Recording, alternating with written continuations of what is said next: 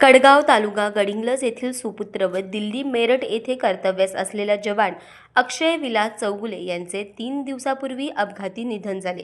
आज त्यांचे पार्थिव गावी पोहोचताच परिसरात शोकाकूळ पसरली। वैद्यकीय शिक्षण मंत्री हसन मुश्रीफ यांनी कडगाव येथे जाऊन जवान चौगुले यांच्या पार्थिवाचे अंत्यदर्शन घेतले व पुष्पचक्र अर्पण करून भावपूर्ण श्रद्धांजली वाहिली।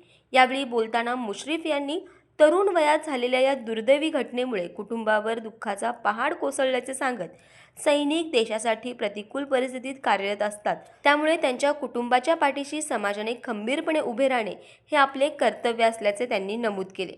यावेळी माजी जिल्हा परिषद उपाध्यक्ष सतीश पाटील, गोड साखरेचे चेअरमन प्रकाशभाई पताडे, जिल्हा परिषद सदस्य सौ शैलजा पाटील, गडिंग्लज पंचायत समिती सभापती डॉक्टर प्रतिभा चव्हाण, तहसीलदार ऋषिकेश शेळके, बंटी पाटील, नेताजी पाटील, आनंदा पाटील, संजय बटकवली, अजित जमादार यांच्यासह ग्रामस्थ व पंचक्रोशीतील नागरिक मोठ्या संख्येने उपस्थित होते।